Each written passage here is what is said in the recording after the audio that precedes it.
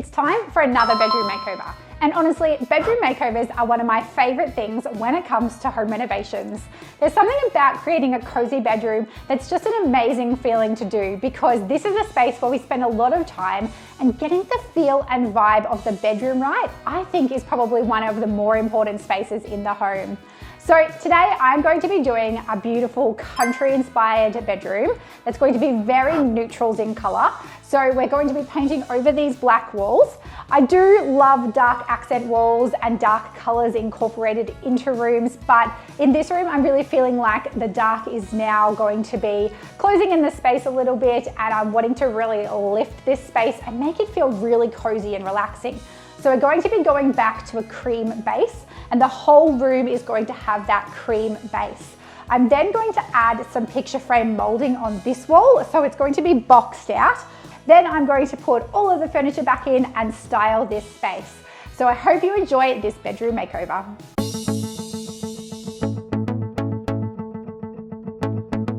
So I've given the walls a sweep, and now I'm just going to give them a clean down.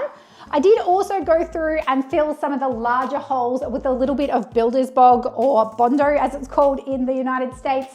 So I've just filled in those holes, like the deep part of the holes. Then I'm going to go over it with a little bit of a multi-purpose filler just to smooth it out completely before I apply the paint. But before we do that, we're going to clean the walls. So pretty much any painting product degreaser is going to work. You're just going to give your walls a nice deep clean before applying the paint.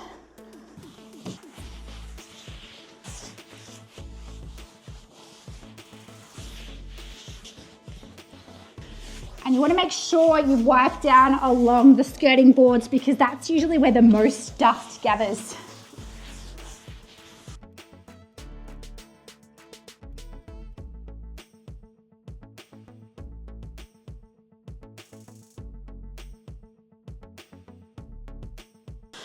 So I've cleaned down this wall now, and I've just sanded off those couple of patches that I put in now that the builder's bog is dry. And I'm just going to add a tiny little bit of the multi-purpose filler just to smooth out any further imperfections in the wall, and then I can paint straight over that.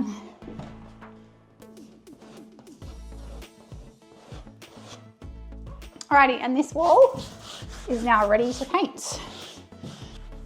So then I just worked my way around the room, going wall by wall, giving it a nice deep clean.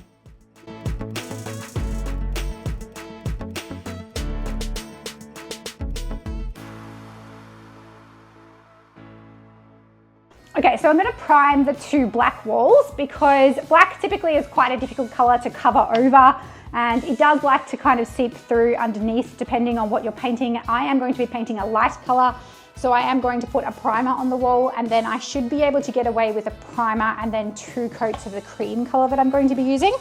So I'm going to be using the British Paints 4-in-1 Prep as the primer.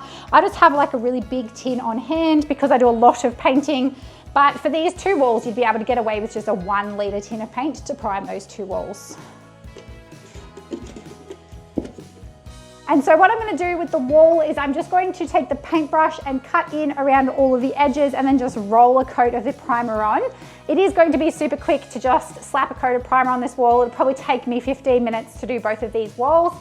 You don't really need to worry about being very careful if you are going to be painting the whole room. Whereas if you were only going to be painting small spaces, you would need to be much more careful where you were painting when you were cutting in, or potentially use masking tape.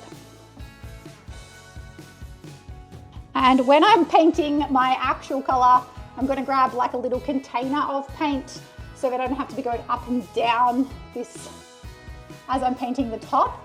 But because I'm really only painting 2 spaces, I just save myself the washing out without having to get another little container. If you've got any little patches where you have filled in, it does pay to put a little bit of primer over those patches as well.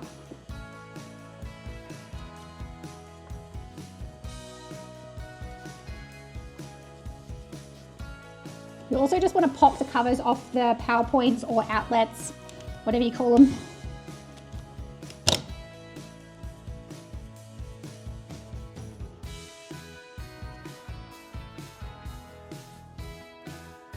And as I said before, because I'm not going to be only painting 1 wall, I can just slap the paint on that corner Doesn't matter if I get paint on this wall because I'm going to be painting that soon anyways.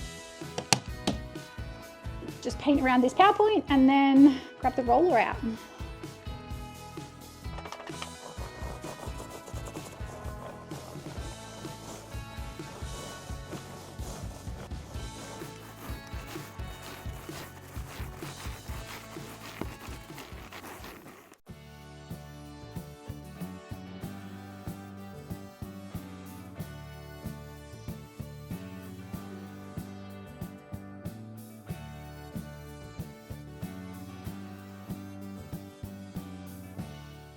So now that the primer has been painted on the dark walls and then it's had a chance to dry, most primers actually dry really quite quickly. So this was just a 2-hour dry.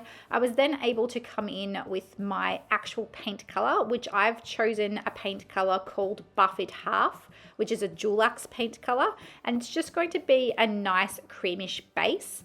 I didn't want to go too white because this is a country home with a country style, and so if I was to go a really vivid white, it would be a little bit too stark for this space. I personally don't use masking tape when I'm painting just because I have been painting for so long. I actually find it a lot more time consuming to go around and install all the masking tape. And also because in this room, I'm actually mostly color blocking the room in that I'm painting all of the walls and the ceiling the same color. I'm not going to go through and repaint the trim yet, but at some point I'll probably go through and paint the trim the same color as well. But for now, I'm just doing the walls and the ceiling. As I mentioned, because I am going to be painting a lighter color, I do need to add a second coat. So I'm just going around and painting on a second coat to everything, walls and ceiling.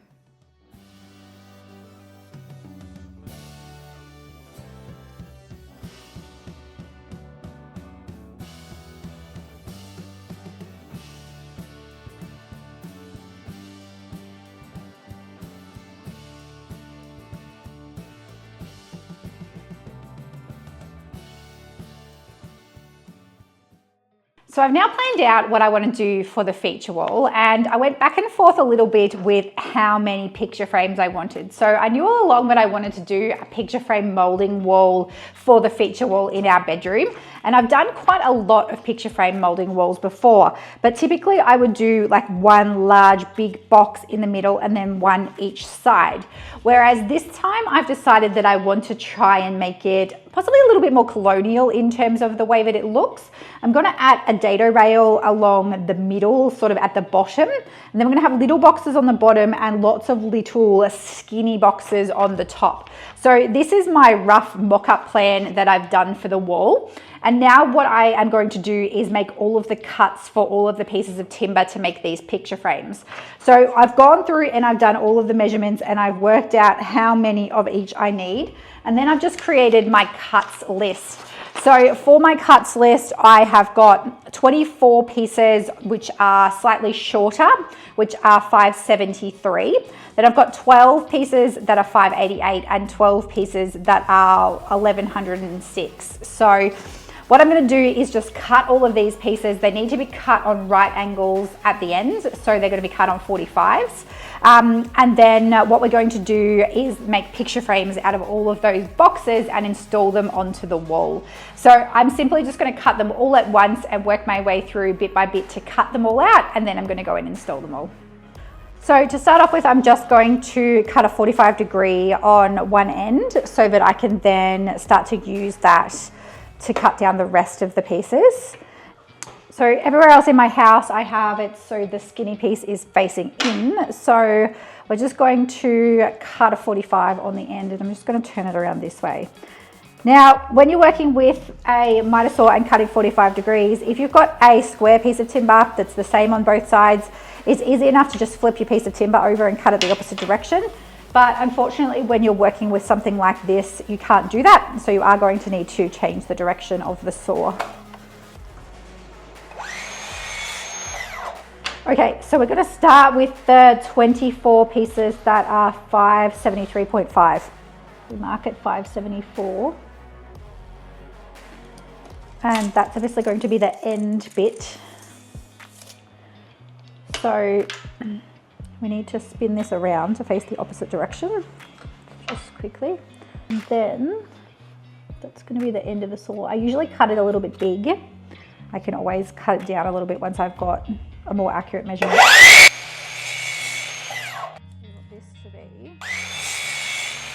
So what I'm doing here is just to speed it up for myself a little bit. I usually make a whole lot of marks facing the same direction, so I can go through and cut all of this direction, and then I'll go through and cut all the opposite direction, so I don't have to change my saw too many times.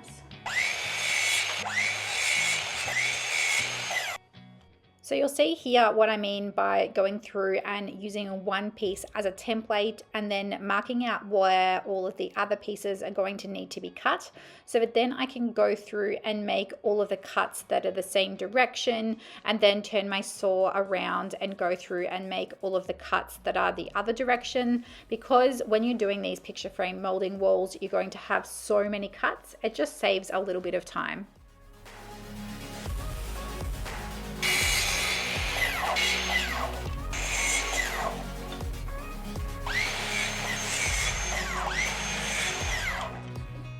Okay, so now it's time for the installation. So what I usually do is cut myself spaces. Then once I have all of my spaces cut, I can then just go through and use those spaces to hold the pieces in place and use the nail gun to install them. As always, you need to make sure that you know what is in behind the wall and whether there's any wires in here or any obstacles in the wall that you need to be careful of when you're using nails to install these panels. So I usually go through with a stud finder which has a wire detection on it and just check the whole wall before I start doing any installation, and that's what I recommend that you do. If you do have wires in the wall, then you're going to need to use a different application method where the wires are. So you'll see here that the ones that are in line with the power points or the outlets, I actually use liquid nails to apply those ones and then just masking tape them in place so that I'm not putting any nails in the wall where there's a chance that they could hit the wire.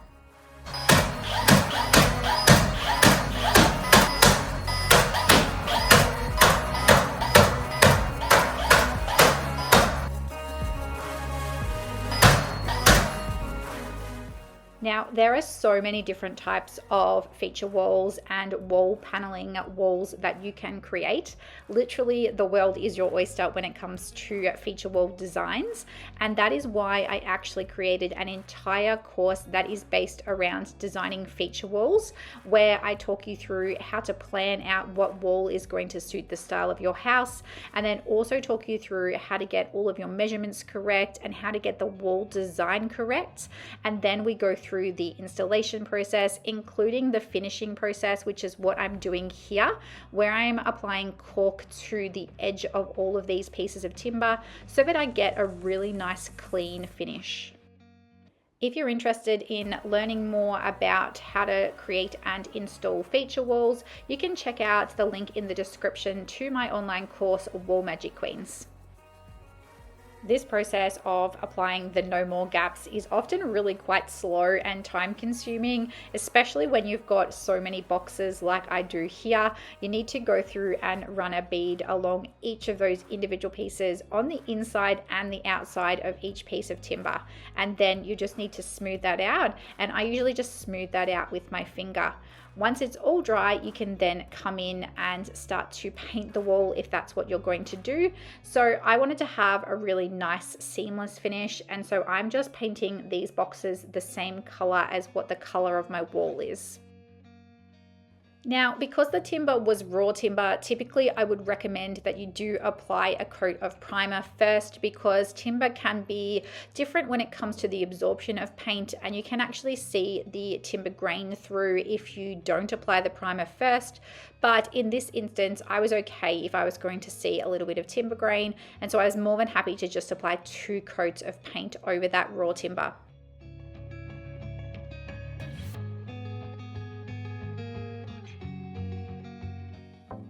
Next up, it's time for the styling, and this is honestly my favorite part. It changes the entire look and feel of a room once you start bringing the furniture in.